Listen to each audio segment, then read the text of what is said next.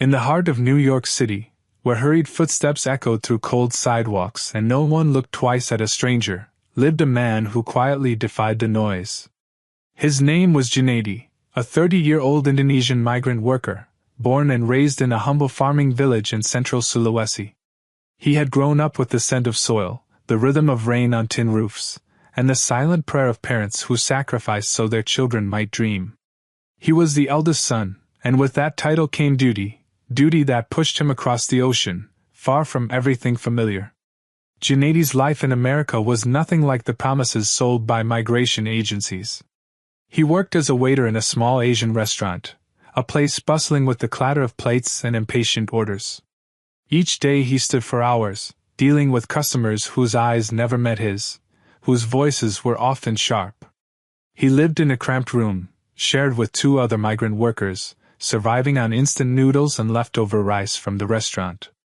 There were no weekends, no holidays, only work, and yet he never complained. For Junaidi, every sore foot, every sleepless night was worth it if it meant sending money home. His first paycheck went entirely to his parents. He didn't buy clothes or gadgets. He simply sent, smiled, and prayed. Gratitude was his wealth. Where others saw poverty, he saw purpose. But what set him apart was not just his work ethic. It was his heart. He helped coworkers without being asked. He greeted strangers with respect. And every week, when no one was watching, he would pack a plastic bag with leftover food and quietly leave it in places where he knew someone hungry would find it. It was on one such cold autumn evening that everything changed. The sky above New York had turned a soft gray, and the wind carried the rustle of dying leaves. Junaidi had just finished his night shift and was walking home, his hands in the pockets of a thin jacket. In his hand was a plastic bag of warm fried rice and chicken. As he passed a small park, something made him pause. On a weather-worn bench sat a woman. She was young, maybe his age, but her appearance was far from comforting. Her blonde hair was tangled, her jacket oversized and worn thin. She stared blankly at the ground, pale hands tucked under her arms for warmth. Beside her sat a dirty cloth bag and an empty coffee cup. Something tugged at Junaidi's heart. He hesitated, then slowly walked toward her. "Excuse me," he said softly in broken English. "Have you eaten today?" The woman looked up, her blue eyes tired but polite. She shook her head gently. "No, but I'm okay," she whispered. Junaidi didn't speak further. Instead, he sat down on the far edge of the bench and offered the bag. "It's warm food. You can have it." The woman hesitated, then accepted it with both hands. "Thank you," she said. "I'm Jennifer." "I'm Junaidi," he replied, smiling. "From Indonesia." Their conversation was short, awkward, and filled with pauses. But in that silence, something beautiful existed. Sincerity. Junaidi didn't ask why she was homeless. He didn't pity her or try to change her. He simply shared a moment, as if he had known her pain without needing to understand it. Before he left, he took off his scarf and handed it to her. "Winter is coming. Stay warm," he said simply. Jennifer looked at him, lips parted as if to say more, but she only nodded. That night, Junaidi walked home with a strange heaviness in his chest, not sadness, but a quiet ache he couldn't explain. He prayed longer than usual. The next weekend, he returned to the park, and she was still there. And so it began. Not a love story from fairy tales, but a connection born from kindness. Every Sunday, Junaidi visited Jennifer. Sometimes he brought hot meals. Other times it was a coat from a thrift shop, or just a warm drink and quiet company. Jennifer never asked for anything. But she started to wait for him, to talk, to laugh, to share bits of a life once lived behind walls and warmth. She spoke of her mother's illness, of lost friendships, of betrayal and brokenness. She never shared everything. There was always a wall. Junaidi never pushed. He listened. In his presence, Jennifer began to change. She cleaned herself. She ate better. She smiled more. For Junaidi, she was no longer just a homeless woman. She was a friend. Someone who listened when he missed his family, when he talked about his village, about the sound of the adhan, about his mother's cooking. One night, he handed her a thick jacket he had saved weeks to buy. "The cold is coming harder," he said. Jennifer took it and looked at him with teary eyes. "You're the only one who treats me like I'm still a person." "That's because you are," he replied gently. "And you deserve to be treated with dignity." That night she cried. Not from the cold, but from being seen. Slowly, something unspoken grew between them. Not romance. Not yet. But trust. Comfort. A safe place in a world that offered neither of them much kindness. They began to laugh more. Their silences became softer. And without realizing it, both started to look forward to Sundays more than any other day. Until one snowy evening, Jennifer turned to him and whispered, "You've made me feel alive again, Junaidi. I think I'm falling in love with you." Junaidi looked at her, stunned. He wasn't a romantic man. His world was filled with labor and sacrifice. But her words, they reached places in him that had long been silent. "Maybe me too," he said. "Not the fireworks kind of love. But real. Deep. Honest." They didn't kiss. They didn't even hold hands. Just a silent agreement, carried in the falling snow, that something pure had been born. A few weeks later, Jennifer asked to talk seriously. "I can't keep living like this, no home, no future. I want to start again. And I want to start with you." Junaidi felt the earth shift beneath him.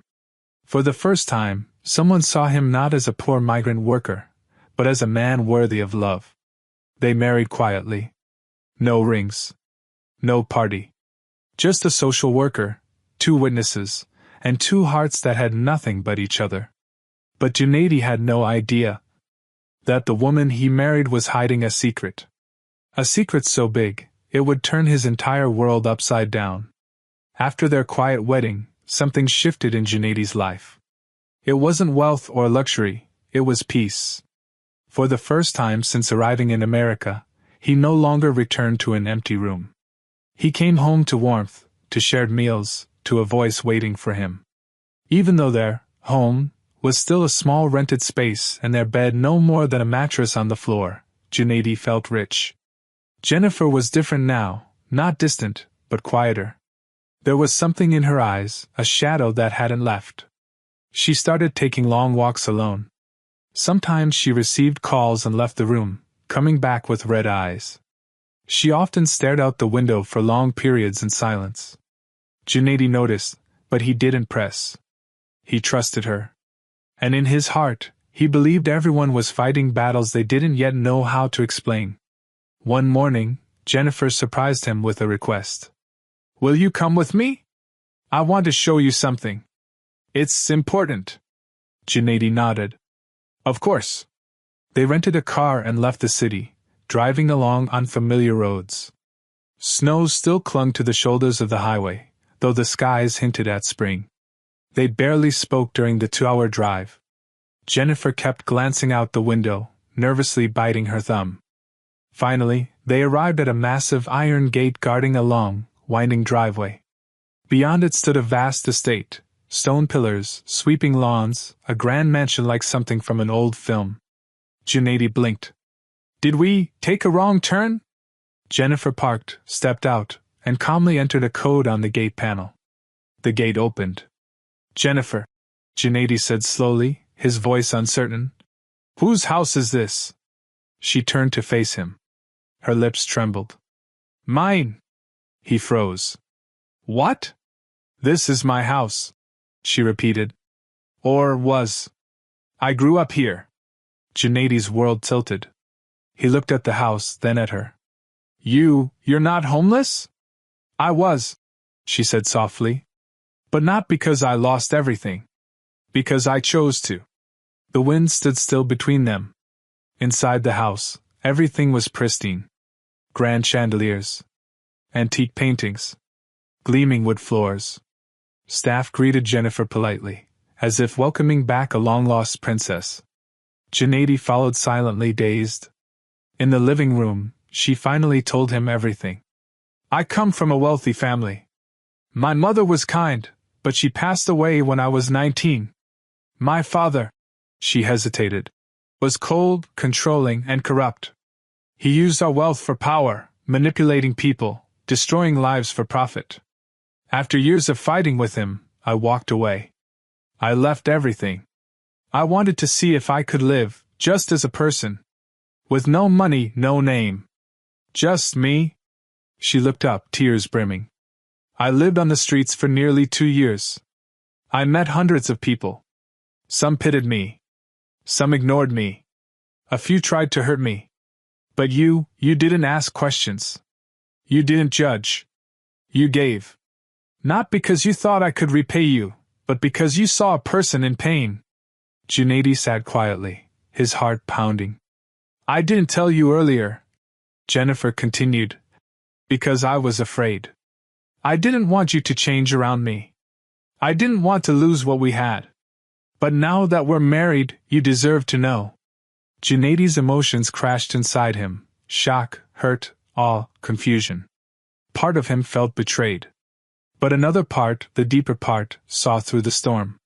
You could have told me, he whispered. I know, she said. But would we have had the same connection if I had? He didn't answer. The truth was too heavy for words. Jennifer reached out and held his hand. I don't want us to live off my family's wealth. I want to start something new, with you. Something real. I want to use what I have for something better. That night, Junaidi lay awake in the mansion's guest room, staring at the ceiling. He thought about his village. About his mother's calloused hands. About how a simple act of kindness, handing someone a bag of food, had led him to this place. The next morning, Jennifer introduced him to her family's foundation, a social initiative that had been inactive for years. She wanted to revive it, to help the homeless, the forgotten, the people she had lived among. I want you to lead it with me, she said. You know their world. You were part of it. You never looked down on them. Junaidi hesitated. I've never run anything like this. You don't need to, she replied. You just need to care. And so, his life changed, not through riches or fame, but through purpose. He learned English faster. He took basic business classes. And slowly, he stepped into leadership, not with pride, but with humility. He helped shape outreach programs, employment aid, and shelters. People listened to him not because he wore a suit, but because he spoke from experience. But through it all, Junaidi remained himself. He still woke early. Still prayed with sincerity. Still visited the park where he had met Jennifer, now not to find someone cold and forgotten, but to remember where it all began. Jennifer stood beside him proudly, not as a wealthy heiress who fell for a poor man, but as a woman who had finally found peace in the heart of someone who never asked for anything. When the media discovered their story, it spread like wildfire. People called it a modern fairy tale. But to Junaidi and Jennifer, it was never a fairy tale. It was real. Born not from magic, but from something far rarer in this world, compassion without agenda. Months passed, and the seasons shifted. The cold that once bit into Junaidi's bones now gave way to the warmth of spring. Trees in the city bloomed, and the once gray sidewalks glowed with life again. But for Junaidi, the biggest transformation wasn't in the weather, it was in the man he was becoming. Now working full-time with Jennifer on the social foundation, he began to see the city through a different lens. He was no longer just a foreigner serving tables, invisible to the crowd. He was a bridge between two worlds, the privileged and the forgotten. Together, he and Jennifer organized outreach teams to distribute supplies in homeless camps. They initiated job readiness programs and built partnerships with local clinics to offer healthcare access. Every project they launched was rooted in real stories, people Jennifer had met, people Junaidi had fed, conversations that had once taken place on a park bench in winter. But success didn't change Junaidi. He still dressed simply. Still prayed in the early hours before dawn. Still cooked Indonesian food on weekends and sent money to his family in Sulawesi. And every Sunday, without fail, He walked to that same park and sat for a while on the old bench where fate had first drawn him toward Jennifer. That bench, for him, was sacred. It was proof that a small act, something as simple as asking someone if they had eaten, could shift the course of destiny. Jennifer would sometimes join him there, carrying a book or coffee. They didn't always talk. Sometimes they just sat together in silence, surrounded by memories of who they once were. One afternoon, as they sat beneath the soft shade of a blooming tree, Jennifer said, "Do you realize we've helped over 400 people in the last 3 months?" Junaidi turned to her, surprised. 400? She nodded. Direct aid. Housing, food, job training. All because of you. No, he said humbly. All because Allah put us in each other's path. She smiled. That was another change. Jennifer had slowly grown curious about Junaidi's faith. She asked gentle questions, never judgmental. She listened when he spoke about prayer, about surrendering to divine will, about finding strength through belief in something greater than himself. I used to think I had to control everything, she told him one night. Now, I think maybe I was just afraid to let go. Junaidi never preached. But his example spoke louder than sermons. He was patient, disciplined, and kind in a way that was steady, not performative. Slowly, Jennifer began to find comfort in the rhythm of his life. She asked to visit the mosque one day, not for conversion, but just to observe. He took her with quiet respect. And when she sat beside women in silence, hearing the Qur'an recited in soft echoes through the hall, something shifted in her eyes. Later that night she said nothing, but her tears spoke for her. Their bond deepened. But not everyone understood them. Some in Jennifer's old social circle whispered behind her back. Why him? They asked. A former waiter? A man with no pedigree? But Jennifer never flinched. Because he loved me when I had nothing, she answered once. And he still loves me now that I have everything. Junaidi, for his part, never sought validation from anyone. He continued to live with the same humility that first drew Jennifer to him. One evening, as they returned from a late community dinner, Jennifer sat on the edge of the bed and looked at him. You know, she said, I used to think that love came with fireworks, grand gestures, and poetry. And now? He asked. Now I know, real love is quieter. It shows up. It listens. It sacrifices. It waits. It feeds you when you're hungry, sits beside you when you're broken, and walks with you, even when you have nothing to offer.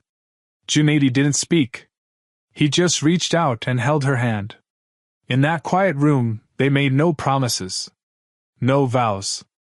Just one long moment of mutual understanding. And that was enough. One day, a young girl approached Junaidi during a foundation visit. Are you the one who used to bring food to the park? She asked. He nodded. She smiled. My brother told me about you. Said he never forgot the day someone gave him hot rice and called him brother. He's in rehab now. He's trying to change. Junaidi swallowed hard. He had no memory of that moment. But it didn't matter. What mattered was that it made a difference. He came home that evening and told Jennifer. She hugged him tightly. You were always meant for more, June. You just needed someone to see it. He laughed. And you were supposed to stay in a mansion, not a subway bench. Maybe, she whispered. But I think I had to lose everything to find the one thing that mattered. Years passed. Seasons came and went like the tide, but some things remained constant, like Junaidi's quiet faith, Jennifer's steady strength, and the legacy they were now building together, brick by brick. Their foundation grew beyond what either of them had imagined. What began with simple food deliveries and conversations in a city park had become a recognized initiative with real impact. Shelters were established. Skills training programs launched. Dozens found jobs. Hundreds regained dignity. And among them were stories that echoed their own, stories of lost hope rekindled by a single act of kindness. Yet, despite the success, Junaidi never changed who he was. He refused to move into Jennifer's family estate. Instead, they purchased a modest 2-bedroom apartment closer to the foundation center, where Junaidi insisted on walking to work every morning. He still helped with cleaning. Still greeted every janitor by name. Still brought leftover food home from time to time, not out of necessity anymore, but as a ritual of gratitude. One Sunday afternoon, as they sat under the old tree in the park where everything began, Jennifer leaned on his shoulder. "You know," she said, "this bench is where I met God." Junaidi turned to her, surprised. "I don't mean the way people say it in church or mosque," she continued. "I mean this was the first place I felt truly seen, forgiven, and loved. I think that's what faith really is. Being accepted when you least expect it." He smiled gently. "That's what Islam taught me too." She looked up at him. "Do you think someone like me could ever be Muslim?" Junaidi didn't rush to answer. He had always believed that faith must be entered with full heart, not pressure. But he held her gaze warm and sincere. "It's not about being perfect. It's about seeking truth. And you've already lived more honesty than most people ever dare." A few months later, without any grand announcement, Jennifer quietly took her shahida in a small masjid, surrounded by a few close friends and the imam who had grown fond of Junaidi. She chose the name Amina, the trustworthy one. She said it reminded her of the man who had changed her life by simply giving without asking. That day, Junaidi didn't cry, but when they prayed together for the first time as husband and wife, he felt something deeper than happiness. It was contentment, an emotion that went beyond smiles and tears. It was a moment where everything made sense. Every struggle. Every night spent alone in a tiny room. Every hour spent walking in the cold with a bag of food. It all led to this. Together, Amina and Junaidi traveled back to Sulawesi. It was his first visit home in years. His family welcomed them with tears and embraces. His mother, who had feared she'd never see her eldest son again, cried into Amina's arms and called her a daughter before marriage, and a blessing after. Amina learned to cook local dishes, helped on the farm, and spoke to the village women with grace and curiosity. No one cared about her wealth. In the village, hearts mattered more than status. When they returned to New York, Amina made a request. "I want to turn the mansion into something useful." Junaidi nodded, knowing exactly what she meant. Within 6 months, the once empty estate was transformed into a recovery center for homeless women, equipped with shelter, counseling, and vocational training. They named it Rumah Aman, or the Safe Home. Media outlets tried to sensationalize their story again. A homeless heiress marries a migrant waiter. But neither of them gave interviews anymore. They politely declined every podcast, every profile. "We're not a spectacle," Amina once said. "We're just proof that people can change. And that love, real love, asks for nothing, but gives everything." On their 5th anniversary, they returned once more to that bench. Junaidi brought hot coffee and a box of cinnamon buns, the same way he had on that winter morning years ago. "You know what's funny?" he said, smiling as they watched the city rush by. "What?" "You had everything and chose nothing. I had nothing and chose to give everything." "And now?" she asked. He looked at her, his eyes steady and soft. "Now we both have what matters." They sat in silence as the wind passed around them, the trees whispering stories of seasons past. Neither said it out loud, but they knew that their love, born not from desire, but from sincerity, would live longer than mansions, money, or fame. It would live in the hearts of every person they helped. In the laughter of a woman who found shelter. In the hands of a child who found safety. In the soul of a man who gave food without knowing it would one day feed his own future. The message of their story is simple.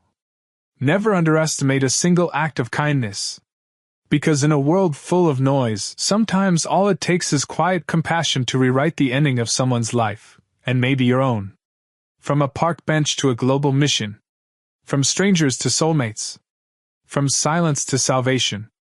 Junaidi and Amina taught the world that love is not measured by what you have, but by what you give, when you have nothing.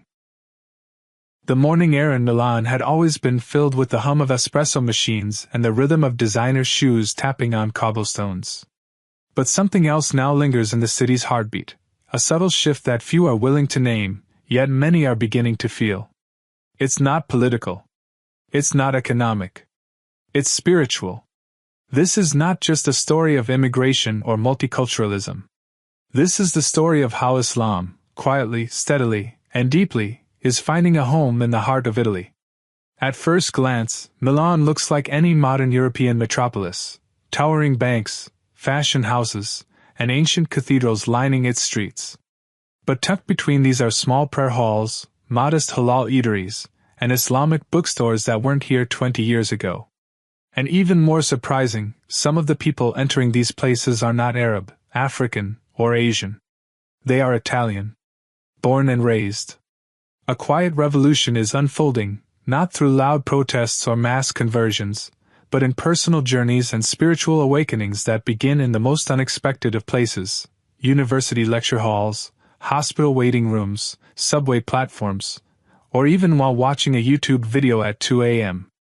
In the early 1980s, the number of Muslims in Italy was barely visible, scattered across regions, often hidden in anonymity, working behind the counters of pizzerias or on construction sites.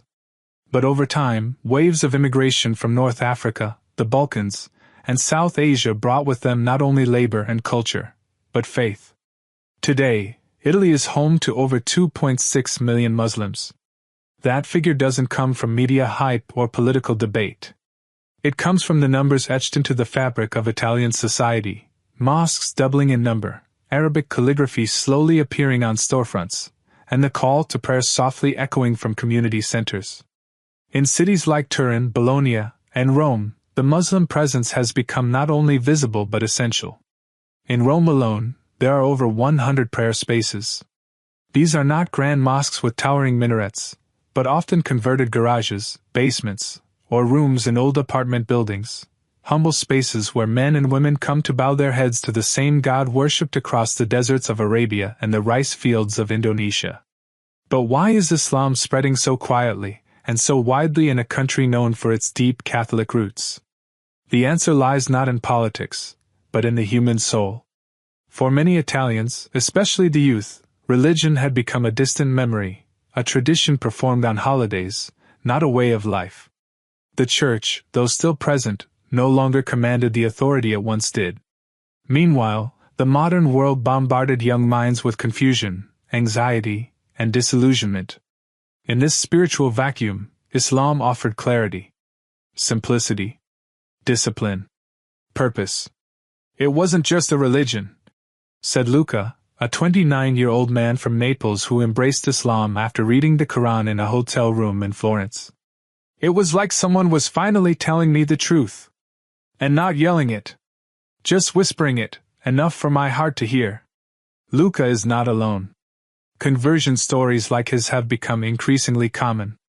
Many of them follow a similar pattern: a moment of crisis, a question that goes unanswered, a search for meaning that leads to a copy of the Qur'an, or a conversation with a Muslim friend, or a YouTube video of a lecture by a bearded scholar thousands of miles away. And what's most remarkable is this: most of the converts are not pressured. They are not coerced. They are drawn by curiosity, by beauty, by truth. But not everyone celebrates this quiet shift. There are voices of resistance. Politicians warn of Islamization. Newspapers speak of foreign faiths.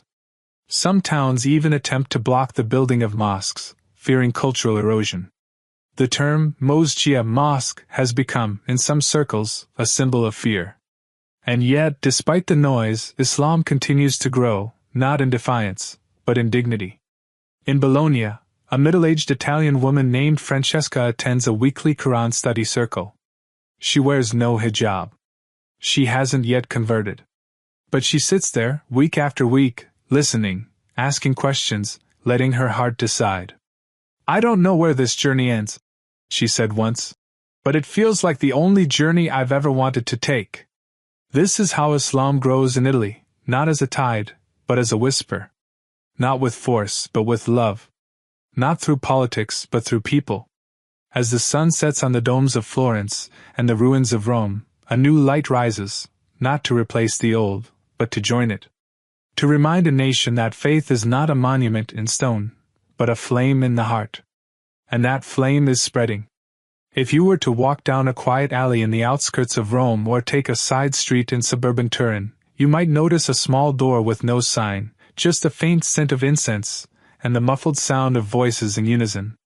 Open it, and you would likely find rows of worshippers standing shoulder to shoulder, facing east, whispering verses of the Qur'an under their breath. This is the real face of Italy's Islamic growth, small, invisible, yet undeniable. While media narratives focus on the occasional protest or political backlash, the true story of Islam in Italy is unfolding in ordinary places: garages turned prayer halls, living rooms used as madrasas, and warehouse spaces where hundreds gather every Friday not to shop, but to submit to their Creator. You won't find towering minarets or gleaming domes on every street. In fact, Italy has fewer than 10 official mosques with domes and minarets, despite hosting over 2.5 million Muslims. The rest of the worship is done in discreet, unofficial spaces, nearly 1,200 across the country, making Italy one of the European nations with the largest gap between Muslim population and number of official mosques. But don't be fooled by their modest appearance. These prayer spaces are not just places for ritual. They are centers of community, healing, and identity. In a small converted garage in Bologna, 12-year-old Ummah memorizes verses from Surah Maryam. Her father, once a factory worker from Morocco, now helps run a free food pantry from the same space. Beside them, elderly Italian converts sit cross-legged, listening to lessons on the Sirah, the life of Prophet Muhammad, peace and blessings be upon him. These centers function like heartbeats, keeping faith alive in the midst of secular Europe. Some of these centers even host interfaith dialogues. A modest prayer room in Florence recently held a discussion between local Catholic priests and Muslim scholars, focused on the shared values of compassion, justice, and family. The event didn't make the news, but the room was packed: Catholics, Muslims, and even agnostics sitting side by side, sipping tea and discussing God. It's in these gatherings that something remarkable happens: barriers fall. Prejudices dissolve. The other becomes a neighbor, a friend, a fellow seeker. And then there are the stories, hundreds of them, of Italians who walk into these humble spaces out of curiosity, and walk out with tears in their eyes. Take Elisa, a 24-year-old university student in Venice. She had grown tired of the consumerism and spiritual emptiness of her life. One day, she followed her Somali classmate to a community iftar, breaking of the fast during Ramadan. What she expected was awkwardness. What she found was peace. "They fed me before feeding themselves," she later said. "No one asked me if I was Muslim. They just smiled and said, 'You are our guest.' I cried all night after I got home." A few months later, Elisa embraced Islam. Her parents were shocked. Her friends abandoned her. But she never looked back. "For the first time," she said, "I know who I am and why I was created." But such stories don't only come from students and youth. An elderly man named Antonio, a retired librarian in Naples, spent 5 years secretly studying Islam after watching a documentary about the Prophet Muhammad, peace and blessings be upon him. His journey took him through Qur'an translations, visits to mosques, and sleepless nights wrestling with decades of assumptions. He finally entered a mosque one Friday afternoon and asked to speak to the imam. "I was ready," he said. "I just didn't know who to tell." He took his shahada in whispers, with tears streaming down his wrinkled cheeks. At 72, Antonio said he finally found the peace his church sermons never gave him.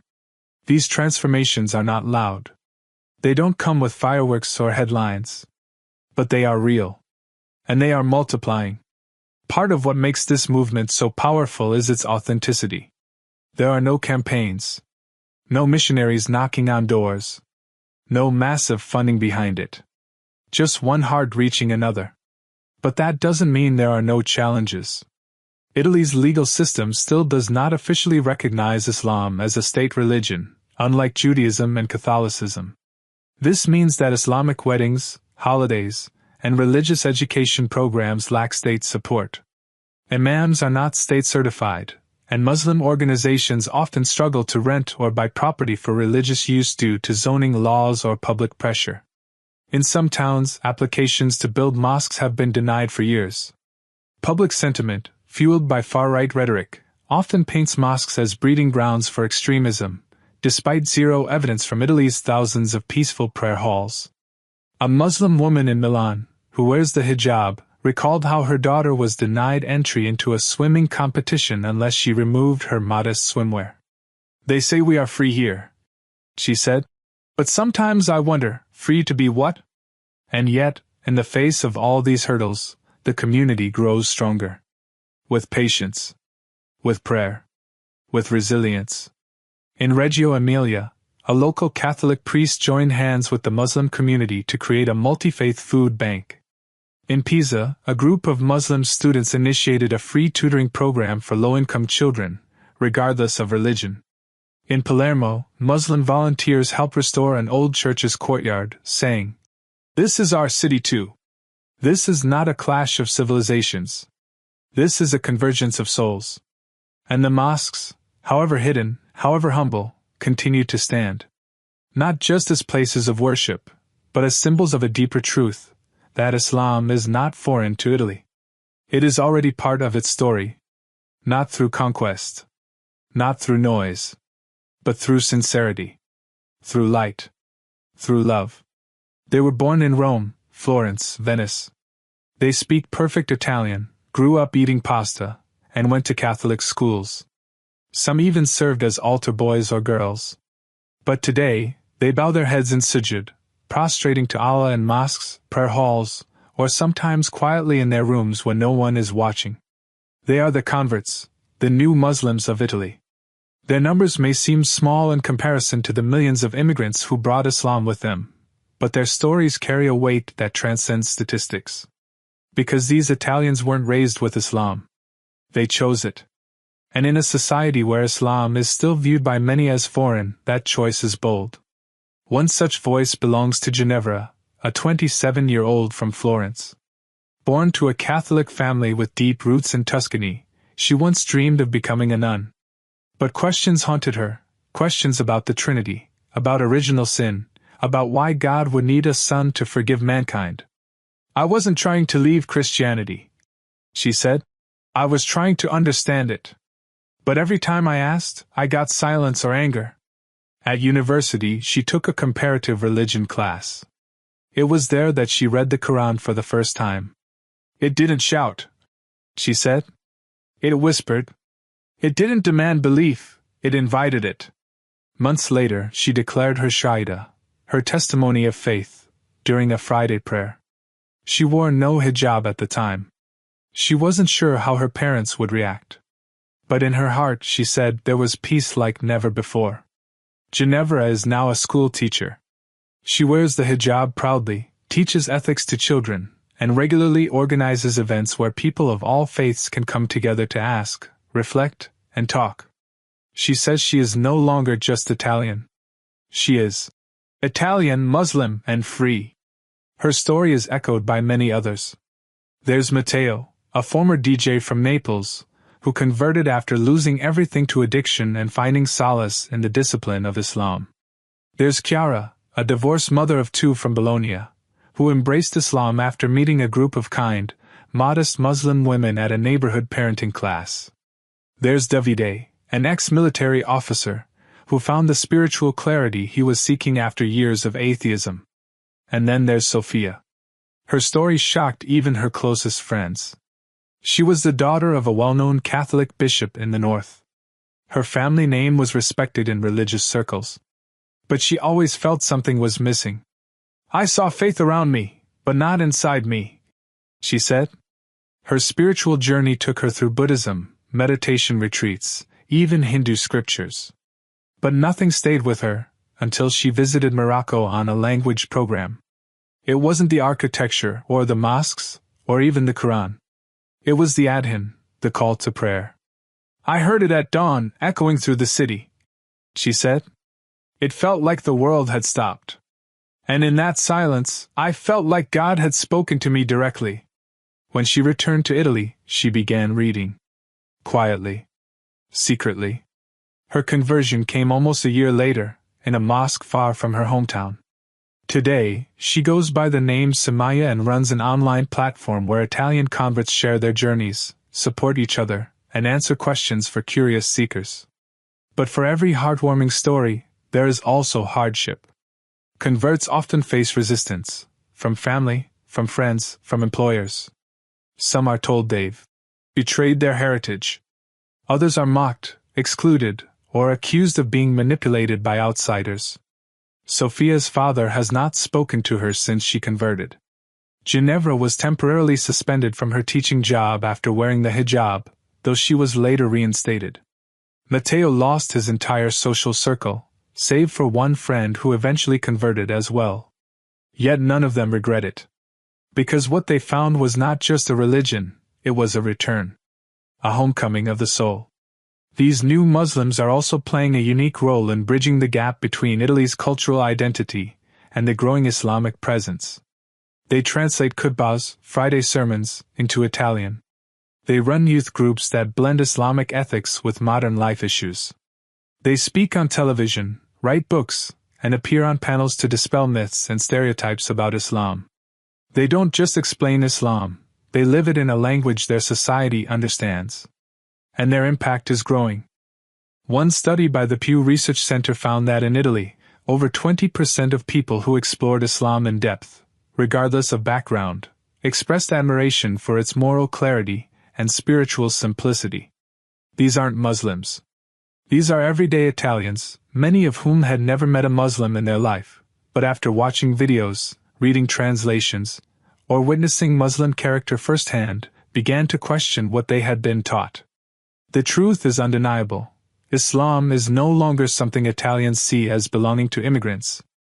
It's something many of them are choosing for themselves. That shift is powerful. It changes the narrative. It turns us versus them into we. Still, the road ahead is difficult. Many converts say the most painful part is not the societal backlash, it's the loneliness. Being the only Muslim in your family. Celebrating Eid alone. Having no one to ask about halal food, about prayer times, about doubts that naturally arise. That's why the role of convert-led organizations has become crucial. Groups like Islamic and Nuovi Musulmani d'Italia are working tirelessly to build networks of support. They organize retreats, Zoom calls, and even counseling for new Muslims who are struggling with the emotional burden of isolation. And they do it all with patience, with compassion, with sabr. In a country that once saw Islam as a foreign presence, these new Muslims are becoming its native voice. Their existence challenges old assumptions. They are proof that Islam is not an import, it is an awakening. Despite the beautiful stories of personal transformation and spiritual awakening, the broader reality of being Muslim in Italy remains complex, layered, and, at times, painful.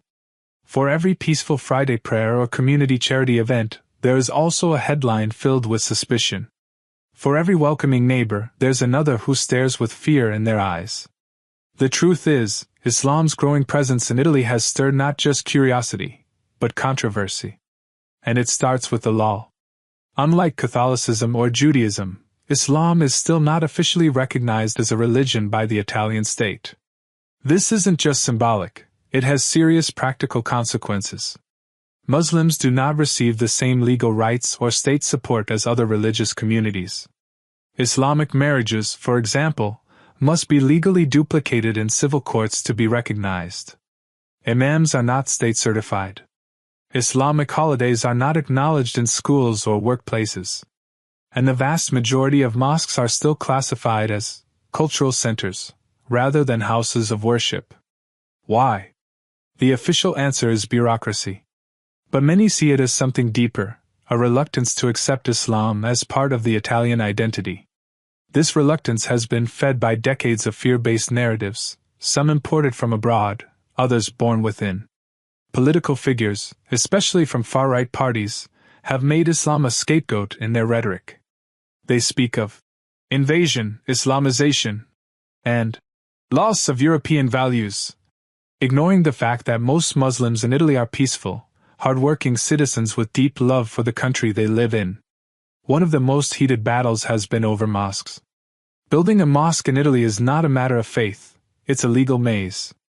Zoning laws, public hearings, political pressure, and neighborhood opposition often block or delay construction for years.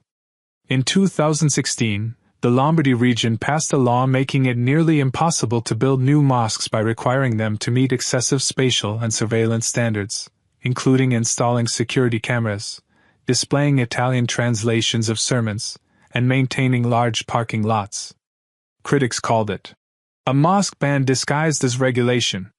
In Pisa, the local Muslim community tried for over a decade to build a mosque on land they legally purchased. Despite following every rule, protests erupted. Flyers were handed out warning of Sharia law taking over. One protester told the media, "I'm not racist, but I don't want to hear the call to prayer from my balcony." The irony is that in most cases, there is no public adhan. Out of respect for their neighbors, Italian mosques do not broadcast the call to prayer on loudspeakers. Most remain discreet, even hidden. Yet still, fear remains. The hijab has also become a flashpoint. Muslim women wearing the headscarf often report discrimination, in public transport, in classrooms, in workplaces. Some are told to go back to their country, even if they were born and raised in Milan or Florence.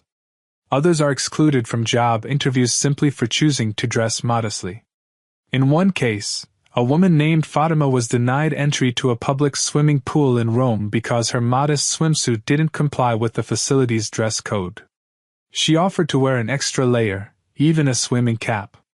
Still, she was turned away. "They said it was for hygiene," she said bitterly. But no one stopped the man swimming with a full beard. And yet, in the face of this resistance, the Muslim community continues to rise, with patience, with dignity, and with surprising levels of civic involvement. In recent years, Italian Muslims have begun taking more active roles in society. They are running for local office. They are starting businesses. They are organizing blood drives, earthquake relief efforts, neighborhood cleanups.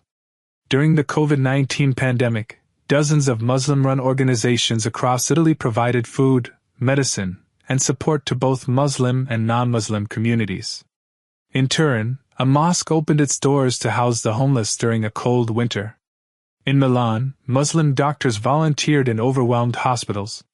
In Palermo, Muslim volunteers distributed free iftar meals to the poor, regardless of their faith. These acts don't make headlines, but they reshape hearts. Still, the most powerful shift is not political. It's cultural. More Italians are beginning to ask questions about Islam, about Muslims, about what they believe and how they live. And often, the answers surprise them. Many Italians are shocked to learn that Muslims revere Jesus, peace be upon him, as a prophet, that Mary, peace be upon her, has an entire chapter in the Qur'an, or that Islam shares so many moral values with Christianity, honoring parents, feeding the poor, protecting the weak, and living with humility. In a recent survey, over 60% of Italians admitted that their view of Islam was shaped not by personal experience, but by media. When exposed to real Muslim neighbors, colleagues, or friends, that perception improved dramatically. This shows the power of encounter. One Italian priest, Father Lorenzo from Medina, has started holding monthly interfaith dinners with the local mosque. He says, "When we eat together, we no longer see each other as labels. We see each other as human." These small gestures, dinners, dialogues, shared projects, are slowly eroding the wall of fear. And in its place, a new foundation is being built, one of respect, curiosity, and coexistence. Still, challenges remain. The rise of Islam in Italy is not a smooth road. It is filled with obstacles, with suspicion, with struggle. But it is also filled with strength, with light, with people who believe in something bigger than themselves. Every time a young Muslim girl walks into school wearing her hijab with confidence. Every time a convert explains their journey to a confused neighbor. Every time a mosque opens its door to the public with tea, dates, and a smile. The story of Islam in Italy becomes harder to deny, and more beautiful to behold. Because it is not a threat. It is a thread, being woven, slowly and surely, into the fabric of Italian society. The sun rises gently over the hills of Tuscany. Church bells ring in the distance, echoing through the narrow streets of ancient towns. But along with them, in some corners of the city, the soft recitation of the Qur'an begins the day for a new kind of Italian, a Muslim one. What was once unthinkable has become a quiet reality. Italy, long seen as the stronghold of Catholic Europe, is becoming a land where Islam is no longer a guest, but part of the household. This transformation is not the result of political campaigns or state-level declarations. It has happened in the most human way, through love, loss, struggle, and the relentless search for truth. There is no doubt that Italy still wrestles with this change. Politicians debate, newspapers provoke, and some communities resist. But beneath the noise, something deeper is unfolding. A spiritual awakening is taking root. One that transcends culture and language. In a town near Lecce, an elderly Italian woman named Giulia attends her grandson's Quran memorization ceremony. She's not a Muslim, but she smiles with tears in her eyes. "He's become so respectful," she says. "More kind than ever. I don't understand everything he recites, but I feel it." Moments like these happen every day. Small, quiet, transformative. In the classroom, young Muslim girls speak fluent Italian and top their schools in science and literature. They wear the hijab with pride, correcting teachers when the media paints Islam unfairly. In the workplace, Muslim men respectfully excuse themselves during prayer times, only to return with sharper focus and renewed patience. In hospitals, Muslim nurses care for elderly patients with tenderness rooted in their faith. Islam in Italy is no longer a foreign religion, it is a living, breathing part of the community. And the signs are everywhere. In 2024, an Islamic art exhibit at the Uffizi Gallery in Florence drew record crowds. The calligraphy, architecture, and Quranic manuscripts weren't just admired, they sparked discussion, curiosity, and respect. In Naples, a Ramadan food festival was attended by both Muslims and non-Muslims. Italian chefs and North African cooks worked side by side, blending traditional pasta with Moroccan spices. The mayor himself praised the event as a celebration of unity. In Venice, a Catholic-Muslim environmental campaign brought together young activists to clean up canals and plant trees. Their slogan was simple: "Different faiths, one earth." These initiatives are not PR stunts. They are glimpses of what's possible when faith is lived sincerely, when Islam is not explained, but shown through action. Still, the most powerful impact of Islam in Italy cannot be measured by surveys or newspaper columns. It happens in hearts. In the way a disillusioned youth finds direction in prayer. In the way a grieving mother finds comfort in the words of Surah Al-Baqarah. In the way a man who never believed in anything picks up the Quran and finds everything. Take Enzo, a former atheist from Verona who converted at age 41. "I didn't believe in religion," he said. "I thought it was for the weak. But Islam didn't ask me to stop thinking. It challenged me to think deeper." Or Teresa, a 19-year-old artist who painted Christian icons her whole life. When she read the Quran, she wept. "I always believed in God," she said, "but Islam taught me to believe in myself, too, that I was created with purpose." Stories like these are not isolated. They are multiplying. Quietly, like raindrops that slowly fill a river. And perhaps that is the most Italian way of all: slow, rich, beautiful. But there is still work to be done. Islam in Italy needs recognition, not just from the state, but from society. Not just in documents, but in hearts. Mosques need to be allowed to rise, not hidden, but welcomed as symbols of spiritual diversity. Muslim children should grow up feeling not like visitors in their own land, but as Italians with faith in their soul. And non-Muslims must be given the chance to see Islam not through headlines, but through neighbors, classmates, and friends. Because the more Italians truly see Islam, the less they fear it. And the more Muslims truly feel accepted, the more they will give back, not out of obligation, but out of love. That's what's already happening. Across Italy, Muslims are opening up, sharing their food, their beliefs, their traditions. But they are also listening, respecting, learning. Because dawah, or inviting others to truth, doesn't happen only with words. It happens with character. As Prophet Muhammad, peace and blessings be upon him, once said, "I was sent to perfect good character." This is the real story of Islam in Italy. Not a takeover. Not a revolution. But a revival of values Italy once cherished: family, discipline, hospitality, and devotion. In the end, perhaps Islam is not coming to Italy. Perhaps it has always been here. In the marble arches of Palermo, once a Muslim stronghold. In the streets of Sicily, where Arabic once mingled with Latin. In the gardens of Al-Andalus that inspired Renaissance art. And now, in the hearts of a new generation, young, devout, Italian, and Muslim. As the adhan gently echoes through a quiet corner of Rome. As an old woman listens from her window, not with fear, but with calm curiosity. A new chapter is being written. And the pen? Is in the hand of faith.